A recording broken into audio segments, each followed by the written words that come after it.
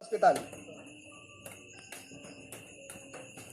The persons I mentioned a while ago will be subject to questioning from the Blue Ribbon Committee members. First to take a crack is Senator De La Rosa. You have 5 minutes, sir, before we suspend. Thank you, Mr. Chairman. Good morning, Yusek Sebastian. Morning, Mr. Senator. Yeah, thank you for coming. And first of all, ako, sabihin ko lang sa iyo, I have no doubt about you. Alam kong nag-research muna ako about you, and I found out na you have a very good track record, service track record. But since you are involved in this fiasco, you have to answer my questions. Is it all right with you? Yes, Your Honor. Now, based doon sa sinabi kanina ni Executive Secretary, lahat ng text mo sa kanya regarding na nagpapalo up ka about this, yung sugar order number 4, ay wala siyang sagot sa mga text mo. Is that true? That is correct, Your Honor. Okay. So wala siyang sagot. Now, sinabi niya na ang sagot mo daw sa kanya at saka si Raffy ay akala ninyo na okay na kay Presidente. Is it true? That's correct, Your Honor. That's correct. Ilang taon ka na bang Yusek dyan sa agriculture, Sir Sebastian? March to the present, Your Honor. So bago lang. Yes, Your Honor. Okay, so alam mo, sa amin, no, sa pulis at sa military, maraming namamatay sa maling akala. Pag nag-assume ka nag-assume, ay talagang lives are at stake. Pwedeng mamamatay ka sa gira pag nag-assume ka na nag-assume. So, alam niyo yung ginawa niyong assumption is parang ako ordinaryong tao, I cannot accept that reason. Na sabi nyo, napirmahan mo yung sugar order number 4 in behalf of the President or for and in behalf of the President being the Secretary of Agriculture. Napirmahan mo yan dahil sa maling akala. Parang hindi ko matanggap-tanggap yung rason na yan. Meron pa bang mas malaking rason dyan? Aside sa maling akala. People are wondering, people are speculating na meron pang mas mabigat na rason siguro yan. Bakit mo pinirmahan? Hindi lang sa maling akala. Ako, I don't buy that justification. Forgive me for my frankness. Maling akala. I will not buy that explanation. Please give me more satisfying explanation. Actually, I have prepared a statement, but it will not allow me to read. With the permission of I can Senator submit De La Rosa. Is your statement different from your submitted sworn statement? It summarizes, Your Honor. It And, summarizes your and sworn put this- statement. And it put into context the decision, how we arrived on SO4. Kasi binigyan niyo po kami ng affidavit niyo. That's correct. Your So there is now a second affidavit. No, this is not. This is more of a statement summarizing more or less, No, and but putting into context. That will be converted into a sworn statement because you are under oath right now. Okay, that's all. That's all. So what's the difference between the first affidavit and your second statement? It only put it into context, Your Honor, the decision, because the affidavit is more of a narrative, Your Honor, of events. So it supplements. It supplements, Your Honor. Yes, Mr. Chair, but before he delivers And let his me- to opening answer. statement, I just would like to get an instant answer from my question. The instant answer, Your Honor, is that starting July or even earlier than that, we are already seeing the rise of price of sugar and also the diminishing supply of domestic sugar, Your Honor. And as an official of the Department of Agriculture, I am monitoring all these developments and I'm very concerned that prices are going up. And just like in other commodities, prices are going up, and we in the department are being pressured also to do something, Your Honor. So we presented the briefer, we gave the President a briefer mid-July, Your Honor, already alerting of the diminishing supply of sugar and also the rising price of sugar, Your Honor. So SRA indicated in their data that we only have a supply of sugar of up to the end of August. So the private sector were also pushing for more supply of sugar. We have dialogue with them. We consulted the millers, the refiners, and the planters, and they were all unanimous in proposing that we go into 300,000 importation, Your Honor. So these are all documented. The sugar order was not decided in one day. It went through a process of consultation and discussion with many stakeholders. We base it on data, Your Honor. And the pressure to come up with to supplement the supply, local supply, was really there, Your Honor. So if you can imagine, Your Honor, you're given the authority. I was given the authority under a memorandum last July 15, 2022, which put me in a bind, Your Honor, because if I don't act, be reprimanded or something like that. But if I also act, that's also the risk, Your Honor. So I decided that based on that authority and having briefed the President on August 1 during our meeting in Malacanang, as indicated by the Honorable Executive Secretary, and also coming from feedback from the meeting of the Executive Secretary with Administrator Serapica, Board Member Balderrama, and also the President on August 4, wherein Administrator Serapica was directed by the President to submit a sugar order, a sugar importation program, which he communicated to me, Your Honor, on August 5, which the Executive Secretary also admitted that it was sent to him directly by Administrator Serapica, and which I also communicated through memorandum to the President, and then with subsequent follow-up, but getting no reply, and considering the urgency of the situation on sugar, which we now feel, Your Honor, because you see, Your Honor, even if we approve sugar order number 4, now it will take us at least 1 month before the supply will arrive at the earliest, Your Honor. So all those situations, Your Honor. Yusek, I think you're now lecturing Senator De La Rosa. Tinatanong lang niya yes or no, and then thereafter you proceed with your supplemental affidavit. Para ano tayo, concise. Maliligaw tayo nito, maliligaw tayo. Yes, I would like to restate my question, Yusek, no? Sabi mo, authorized ka, pumirma. Therefore, kina-counter mo yung... but before I pagpatuloy ko yun, I would like to express my appreciation sa yung ginawa that you voluntarily resigned from your post. That was a very gentlemanly act coming from you. But just to get to the bottom of this, please answer my question. Parang lumalabas sa sinasabi mo na you are authorized. Therefore, you are contradicting the statement of Malacanang that sugar order number 4 is illegal. You are not authorized to sign according to them?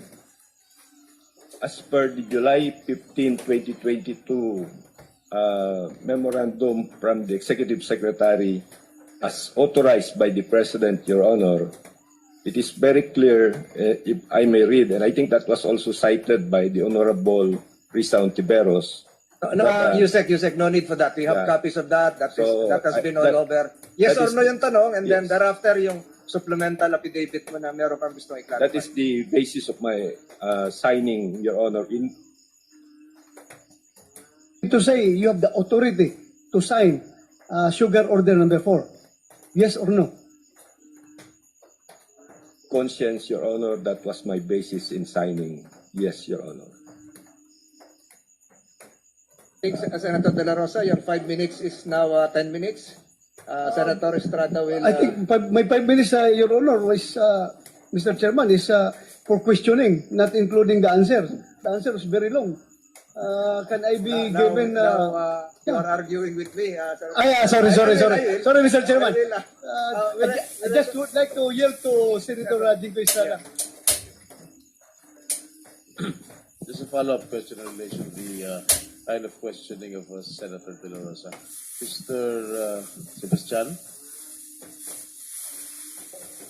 or approach the President before you signed SO number 4. That chance, Your Honor. Did you not even call him or make an appointment with the President before you signed SO4? Because I have this document, SO number 4. You signed, your signature appears, you signed above the name of the President. I signed for the Secretary of Agriculture, Your Honor, who is Yes. also the chair of SRA. You signed in behalf of the Secretary of Agriculture, which is the President himself. Am I correct? That's correct, Your Honor. Why did you not ask permission from the President? I base it on the authority that was given to me in good faith, Your Honor. Authority given to you by whom? By that memo on July 15, By the Executive Secretary? 2022. By the Executive Secretary as authorized by the President. Yes. Did you talk to the Executive Secretary before signing this in behalf of the President? I sent the memorandum on August 5, Your Honor, and as also mentioned by the Executive Secretary, I texted him on a Sunday of that the following Sunday. So he did not reply. Am I correct? That's correct, Your Honor. He did not reply, but you still signed it In my without affidavit, any permission coming from the President himself. that is correct, Your Honor. In my affidavit, You should I have stated- signed the Your SO Honor. number 4 without the approval of the President.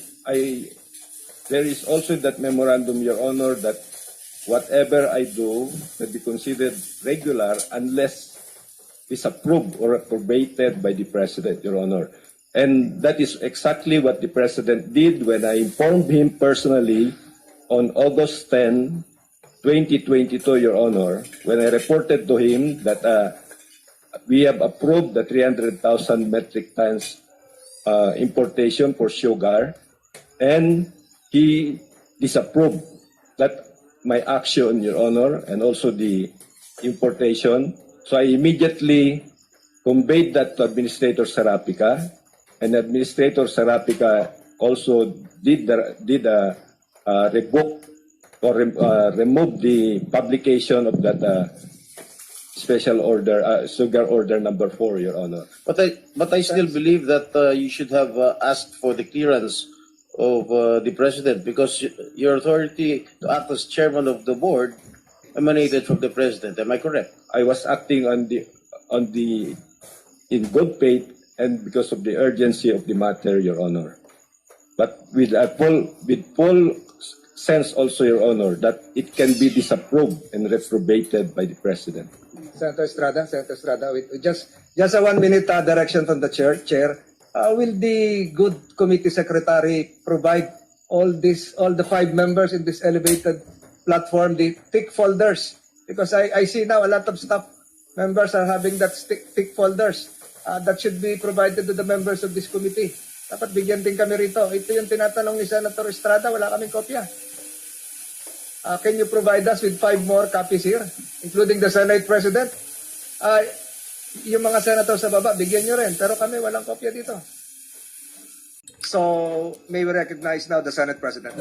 Maraming salamat po, our dear Chairperson, Senator Tolentino.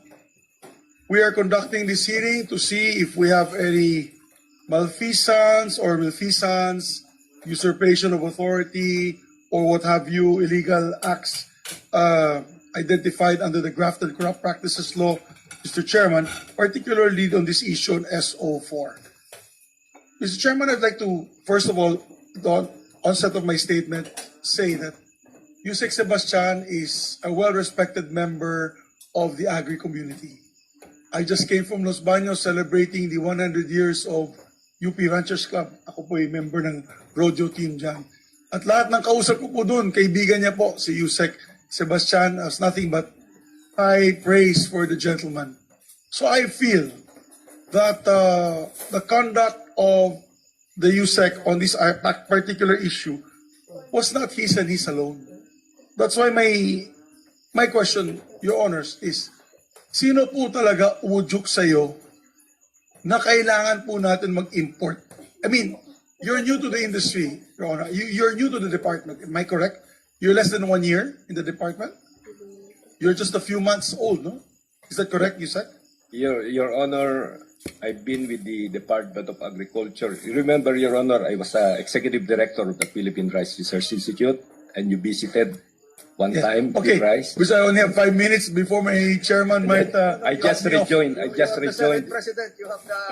I rejoined in 2021, Your Honor, the government service after working abroad, Your Honor. Yes, so you're not a newcomer when it comes to helping the agri sector. And actually, we welcomed your appointment at the time when you were newly appointed once again as a member of the Department of Agriculture. However, Your Honor, you're new to the industry. I believe you're more of a livestock, poultry, Rice, Your and Honor. rice. Rice. That's correct. So you're new to the sugar industry. So there must have been external factors to convince you to import this or to sign sugar importation order.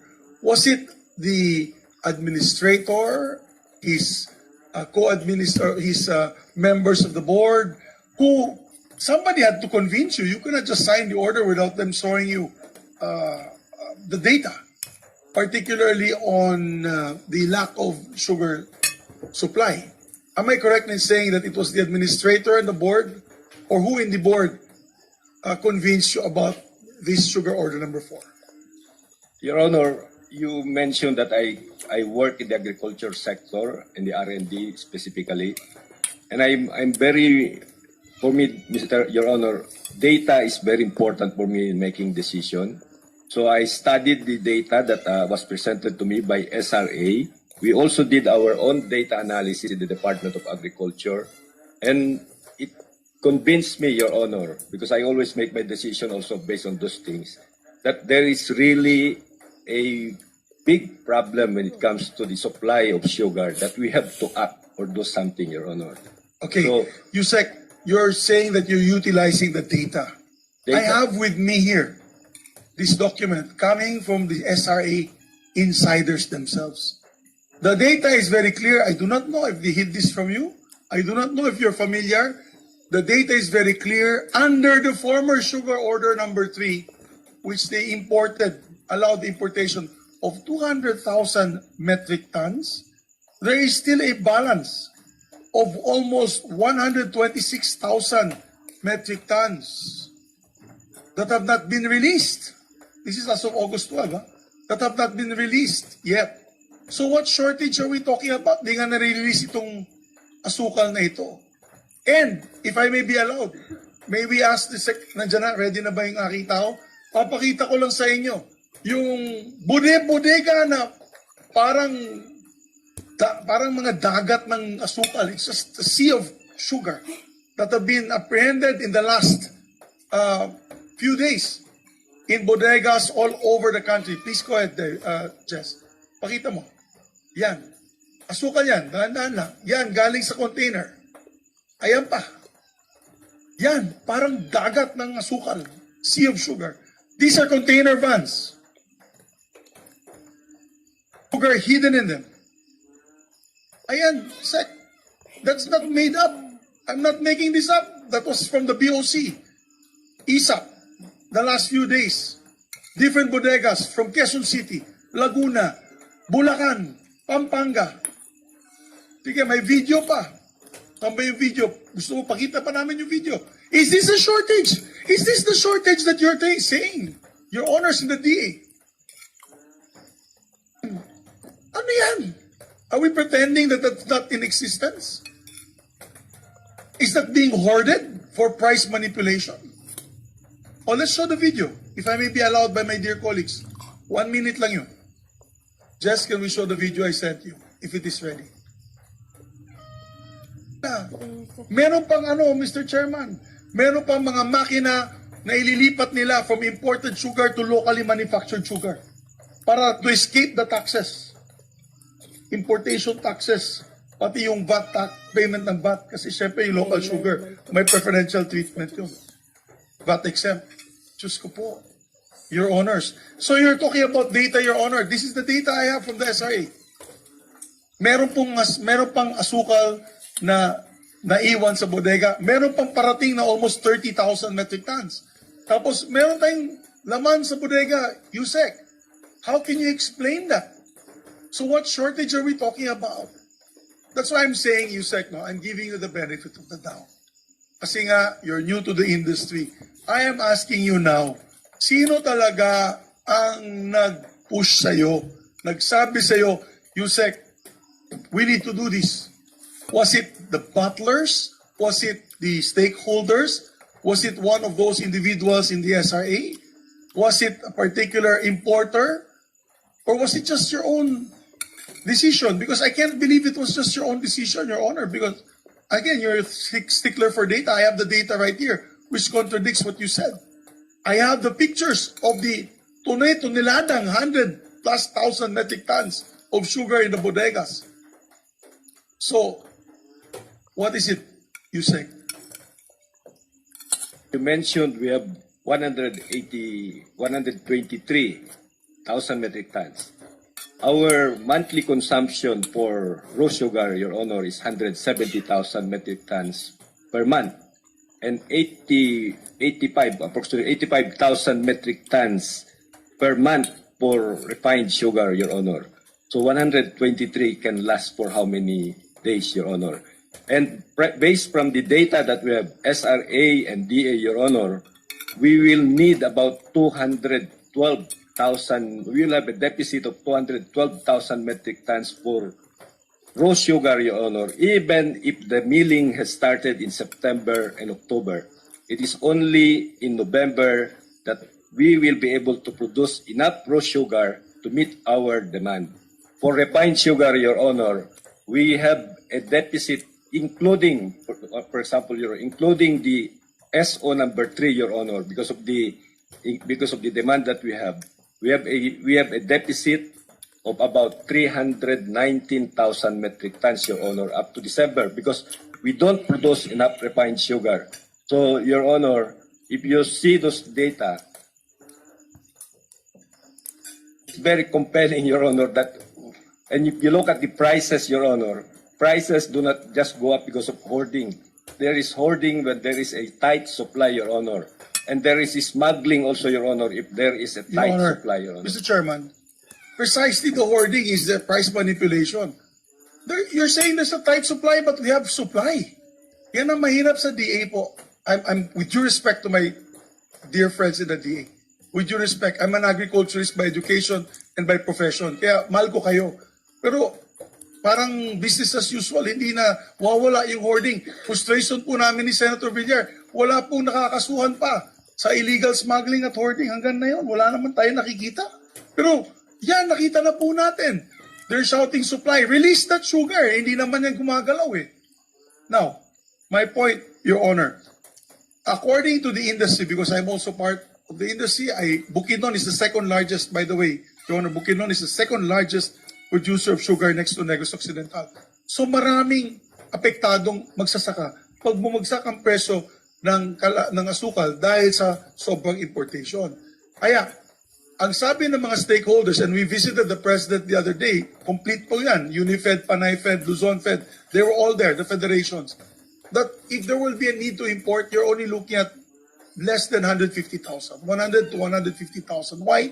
Nag-umpisa na po ang Negros Occidental ng milling.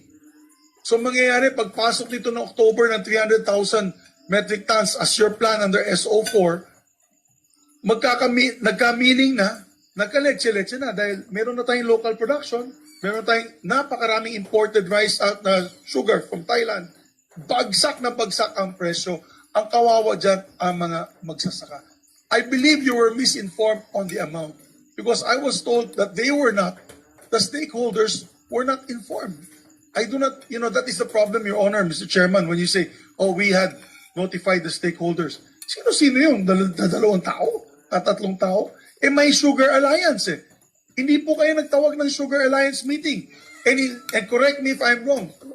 The deputy administrators were not consulted about SO4, SO number 4 until it was signed, until it was prepared and pushed. Are the deputy administrators here? There. Can you please come to the with the permission, of course, of our chairman, and please confirm that you were not informed about SO number 4, deputy With administrator. the indulgence of Senate President, may we inquire from the committee secretary if the gentleman approaching the middle area has been sworn and not yet? Attorney, can you administer the oath? Yes, Your Honor. Deputy Administrator.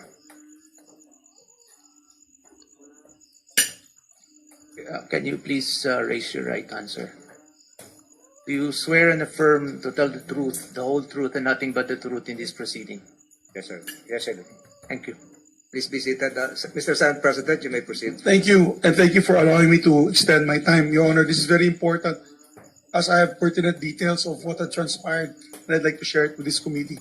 While awaiting SRA Administrator Sarafika, we will just like to put on record and ask the deputy administrators. I was told by insiders that you were not informed about this plan on SO4, Sugar Order number 4, until after it was consummated, which is not part of protocol. I believe it is management first who comes out with the recommendation to the SRA administrator and the board, and after which it is duly approved. Is that correct, Your Honor? I affirm and confirm that I, the Deputy Administrator for Regulation Department, along with the two other Deputy Administrators, one for the Admin and Finance and the other for Research and Development and Extension, as well as the Legal Manager who is in front of me, and the other managers of the Sugar Regulatory Administration have not been consulted on this SO3. Mr. Senator, Your Honor.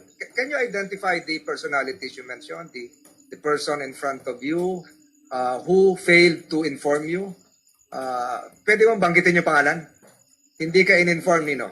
The Sugar Board did not communicate with us, Your Honor, as far as the crafting and the issuance of Sugar Order number 4, Your Honors. With Sugar Order number 3, na-inform kayo dati? We were part of the issuance and crafting and processing of the Sugar Order number 3, Your Honors. Senate President, you have the witness. So do you feel that it is not proper on Sugar Order number 4, what transpired, that it was not proper procedure?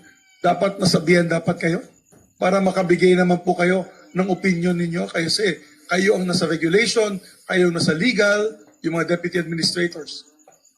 According to our SRA governance manual for under the GCG rules, Your Honor, the management is defined as the administrator, as composed of the administrator, the Sugar Board, and all managers, Your Honor. And as by good practice in our quality management system, would require that all endorsements before the Sugar Board's approval must pass through and be routed to all the managers and the deputy administrators prior to endorsement officially to the Sugar Board, Your Honors. So you confirm this is not proper protocol? This is not in accordance with our rules, therefore it's not proper protocol, Your Honor. Nagulat po kayo nung nangyari po ito? Ano ang sentimento ng ating mga deputy administrators at that time? Well, all of us were we were not surprised that there was a brewing, a brewing attempt to, efforts to have an SO4, but we did not know about it officially, Your Honors. If Yes, I sir. may add Please, sir, another Your Honor. question. Can I have your name again? Medyo malayo kasi. Attorney Guillermo Tejeda III, Your Honor. Are you aware of any board resolution?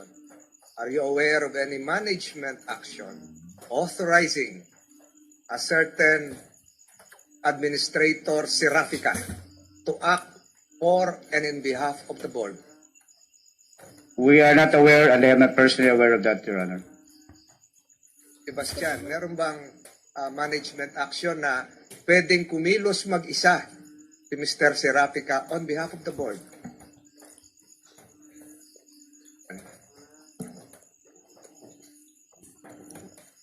Senator Serapika acting on behalf of the board? No, Your Honor. O walang ganon? To my knowledge, Your Honor, there's no such thing. Paano mamaya kung mapatunayan kung meron ganon? I'm not aware of that, Your Honor. I'm new to the board also. You see, I was only designated July 15, 2022, Your Honor. So, Give me some time and I will provide the contrary. Go ahead, Mr. President. Yes, Mr. President, my dear chairperson, I would just withhold further questions until former SRA Administrator Serafika arrives, because my questions will be, of course, asked and propounded to him. And I think I'd just like to thank the Deputy Administrators for your candor and truthfulness in the issue.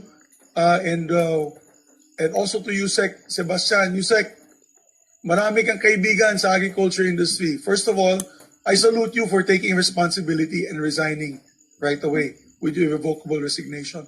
Pero sana let's clear this mess up. We come to the bottom of all of this and come up with the truth on who really pushed for this, which organization, which group, which individual, and if there's a violation of law with this SO number 4. Sayang lang po, I would have hoped that we had practiced better judgment at we could have used you in the department. But nevertheless, without fear or favor, this committee has to find out the truth. So yun lang po, Mr. Chairman, we will have to I'll just wait the arrival of former SRA Administrator Serafika. Thank you, Mr. Senate President. And for the record and for the information of my other colleagues here, present here physically are representatives coming from Coca-Cola Philippines, Attorney Tanyada, and likewise present is the President of the Philippine Food Processors and Exporters Association. Can you raise your hand para makilala kayo? And then we have another person in attendance, Mr. John Paul Antes, Senior Sugar Production Regulation Officers. And considering that you have your tick folders in front of you, you are allowed to shoot questions on any of the personalities I mentioned a while ago. Next to propound a question or questions would be Senator Estrada. Thereafter, it will be the turn of Senator Raffy Tulfo. And after the questioning of Senator Tulfo, we will suspend. This committee will suspend for 10 minutes to give way to pave the way for the reorganization of the Commission on Appointments. We will be reconvening, hopefully with the presence of former Administrator Serafika. So in the meantime, you can have your lunch break during that interim period. Senator Estrada, you have the floor. Thank you, Mr. Chair. Mr. Sebastian, if I ask you direct questions, can you ask me can you answer me directly? yes, Your Honor. Okay, this is answerable by yes or no. Was there really a shortage of sugar? Yes, Your Honor. What data or formula were used to arrive at the 300 metric tons allocation? We have the computation, Your Honor, but to come up with 300,000, there was also a stakeholder consultation, because if you look at the total deficit, Your Honor, it's actually bigger, but you cannot import all of that, otherwise we will have oversupply, Your Honor.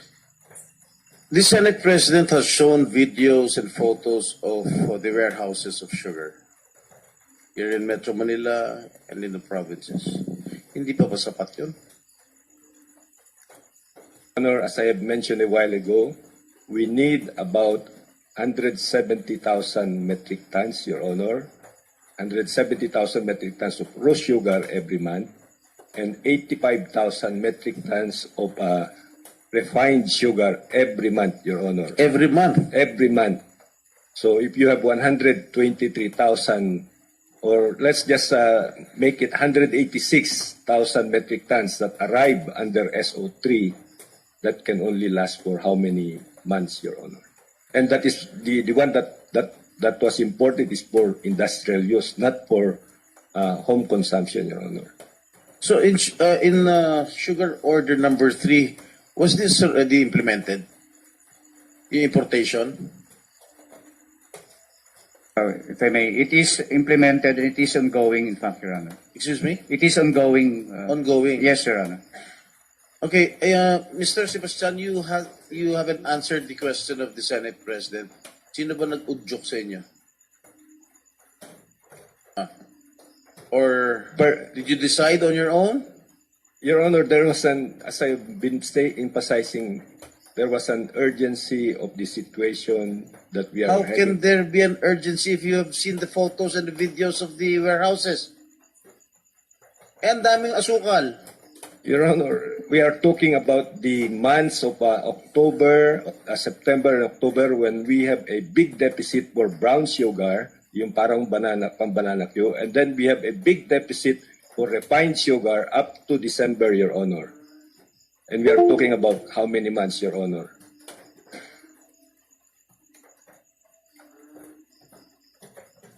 In Sugar Order number 4, Section 2, why do you allow the assignment of sugar allocation from one qualified applicant to another?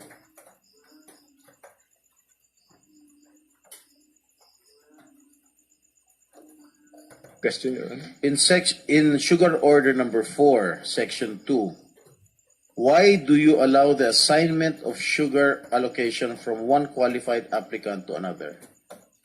I am not familiar with the detail of that, Your Honor. Maybe we can ask. Pumirma ka rito, hindi ka pamilyar.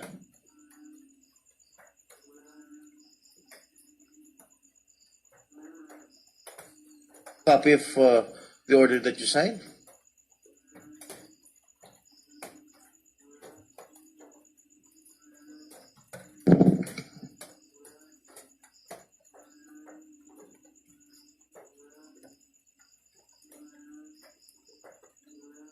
The question, Senator Estrada, is why are you allowing the assignment of import allocation to another qualified applicant, which is part of your Section 2, SO number 4.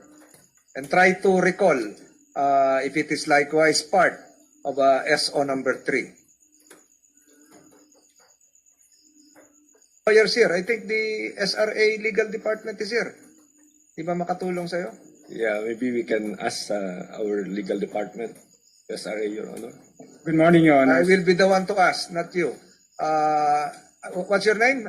Attorney Ronald Rimando, Your Honor. Attorney Rimando, you're under oath. Bakit, tinatanong ni Senator Estrada with his permission, bakit pwedeng i-assign yung sa ibang tao yung allocation?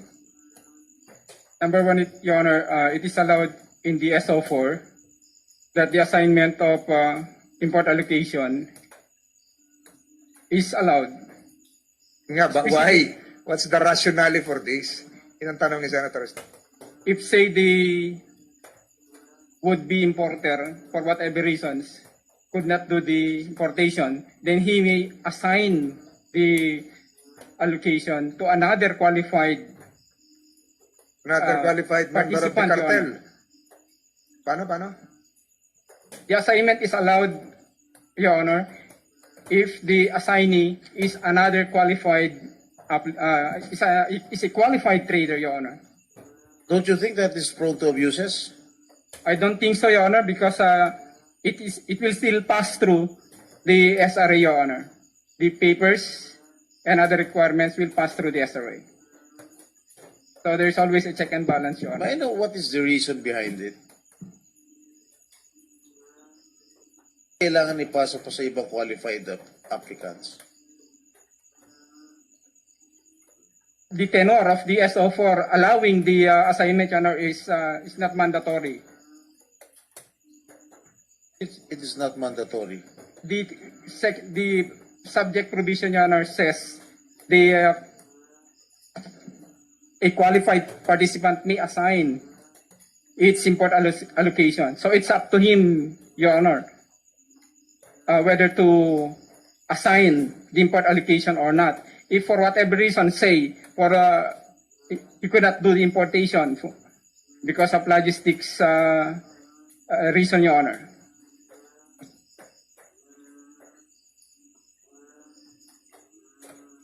Tanong ni Senator Estrada at yun din, attorney, anong dahilan nito? Kasi tinitingnan ko yung SO number 3. Parang hindi ko nakikita sa SO number 3 yung assign. At hindi ko rin nakikita sa SO number 3 yung, hindi ko nakikita sa SO number 4 yung nakalagay sa SO number 3 yung payment of performance bond. Meron sa SO3, wala sa SO4. So, bakit may mga pagkakaibang ganito? Magkakaiba ba yung shortage? Yun siguro ang gist ng tanong ni Senator Estrada. Do you want additional time? You compare SO3 with SO4. I'm sure you've been with the legal department for quite a long period of time and you've been preparing this. So, tanong niya, bakit allowable yung assignment?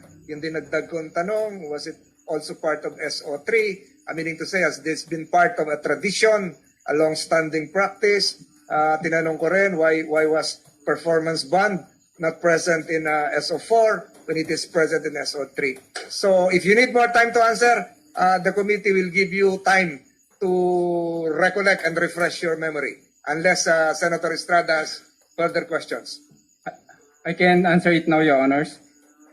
Well, the performance bond is present in the SO3, while in the SO4, in being assailed, Your Honor, is not present.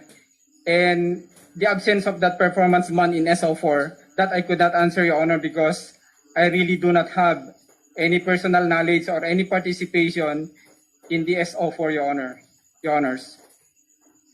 Thank you. Senator Estrada is excusing himself for a while, so he will continue that line of questioning or in turns. So we can now have Senator Raffy Tulfo before we suspend. Senator Tulfo, you're Thank you. recognized. You have your 5 minutes. Thank you, Mr. Chair. From where I'm sitting, I can see very clearly that Yusek Sebastian is very stressed out. And I don't want to add further to his anxiety by asking hard questions just like my colleagues did. So, is it possible, Mr. Chair, if there are people from the Bureau of Customs who are around, and I would rather direct my questions to them because I don't want them to get off the hook, because the Senate President a while ago did say na wala pa rin nakakasuhan sa smuggling ng sugar. So therefore, gusto ko magbato ng katanungan sa kanila tungkol doon sa sinabi ni SP. Are there That's people a present relevant from the question, Bureau of Senator Tulfo. May we ask the committee secretariat, are there resource persons from the Bureau of Customs now? No, Your Honor, none present yet. Okay. Were they invited? No. I mean, they can be invited to the next hearing, Your Honor, but the next they're not present today. Neither were they invited. Senator Tulfo, they're not Okay. around. Well, then I have to ask you a question and maybe make a request, Yusek Sebastian. Sorry, you're going to be off. You're not going to like my question, my direct question. To me, you seem to be a very smart guy. Tama? So many people vouch for your character. Marami akong narinig about you, even from SP, Mig Zubiri. And I was told na ikaw ay galing sa abroad. At nakapag-aral ho ba kayo sa abroad? Honor, as a scholar, Your Honor, Scholar. Okay. Ano pong tinapos niyo po, sir? I got my PhD from Cornell University, Your Honor. Wow, PhD, Cornell University sa abroad. Okay. So that means you're a very, very smart guy. Right? So, if you're a smart guy, if I were you, I think it's better, it's high time na sabihin mo na sa amin dito, huwag na tayo magpaikot-ikot pa, kung sino yung mga nasa likod mo. Kasi nga po, sir, hindi ka naman po pipirma sa ibabaw ng pangalan ng Pangulo ng Republika ng Pilipinas, sa ibabaw ng kanyang pangalan, kung wala pong may utos sa inyo, kung wala pong nasa likod nyo na malalakas ng mga tao. I think you're just trying to cover up something here. Get the monkey off your back. I think it's about time that you have to confess. I mean, because you're a smart guy, right? Cornell University, PhD, or you're just trying to outsmart us. That's why you don't want to tell us kung sino po yung mga nag-utos sa'yo. No, Your Honor, there was nobody who pushed me or pressured me on this matter, Your Honor. Yung pang-upak sa sign sa ibabaw ng apelyido ng presidente, sa pangalan ng presidente, yung ba'y gawain ng isang scholar at may PhD sa Cornell University? No, Your Honor, I signed for the Secretary of Agriculture based on the authority that was given to me on July 15, 2022. Who gave you the authority, sir? The authority was, the memo was issued by the Executive Secretary by authority of the President, Your Honor. Okay, but did you ask the Executive Secretary about that memo to make sure that you can sign on his behalf sa ibabaw pa man din ng kanyang pangalan? Presidente pong pinag-usapan natin po, hindi po yung ordinaryong kawani ng gobyerno. The memo, Your Honor, states that I can sit as ex officio chair of boards, committees, etc., of any government agency where the Secretary of Agriculture is a member, Your Honor. And the SRA board is one of those boards where the Secretary of Agriculture sits as ex officio, Your Honor. So since the Secretary is the member, and I am representing him more or less, I signed for the Secretary of Agriculture, who is the President of the Republic, Your Honor. Secretary of Agriculture, right? That's what you're saying. But you signed above the name of President Bongbong Marcos. Yes, with an initial 4, Your Honor. That's why I'm going back to what I said earlier. Is that an act of a very smart person? Because hanga po ako sa inyo, yung credentials niyo po, napaka-impeccable. Okay, di po ba? Now, kung smart po kayo, hindi niyo po gagawin yon. Ang magagawa lang noon, yung pipirma po sa ibabaw ng pangalan ng presidente ay people who are dumb or stupid. And you're not stupid, right? I don't think so. You don't look like stupid to me. You look like a very smart guy. Kaya lang, ayaw mo lang magsalita kasi nga, meron kang pinagtatapang mga grupo o tao. I think yun po observations ko. Wala ho, Your Honor. Nakikita ko po yung paa nyo pag ganun-ganun na po. Sige na po. Hindi ko na po dadagdagan yung anxiety ninyo. Thank you, Mr. Chair. Sana po, Mr. Chair, sa next hearing, ma-invite po natin yung mga taga-Bureau of Customs. Kasi nga po, Mr. Chair, nakikita ko po, yung mga taga-Bureau of Customs, they are very relentless in the fight against smuggling sa sugar and all. And I have to commend them for that. On the other hand, pas yung mga asukal na yon, yung mga hoarding na tinatapos na nakalabas. Sana hindi na nakalabas yung kinagawa lang sana ng customs yung kanilang trabaho. Diba? And then from what I've heard, itong pinaka-latest yung sugar sa Subic ay meron palang permit yun. Mr. Chairman, Your Honor. So dito sumablay ang mga taga-Bureau of Customs. Ano bang pangalan nitong Commissioner ng Customs? This guy, he opens his mouth before he would even look at the documents available. He could have asked people in his office mag-provide ng E2M documents from their system para masiguro niya na kung legit ba o hindi yung mga produktong i-rate nila. I think what he did, this guy from Bureau of Customs, para ma-divert yung attention natin. Meron kasi tayong serious attention. Ito na yung SO4. Ngayon, para ma-divert yung attention natin, rate sila left and right, bahala na ang Diyos. Para yung ating attention ay mapunta doon sa smuggling versus doon sa SO4 na sino nag-utos kay Yusek Sebastian pumirma. So I would appreciate it really, Mr. Chair, if we could invite a member of the Bureau of Customs, especially this guy, the commissioner, I forgot his name. I would really like to talk to him kasi mukhang mahilig itong magpadalos-dalos. And again, there's nothing wrong na mag-grade siya na mag-grade. Go ahead. Pero dapat pag nag-grade siya, tinatansya niya muna at alam niya kinang ginagawa para wala naman maabala mga tao, walang napapahiya. Yun na po, Mr. Chair. Thank you, Mr. Chair. Thank you, Senator Tulfo. You consume 5 minutes and 15 seconds. The Senate Blue Ribbon Committee is hereby suspended.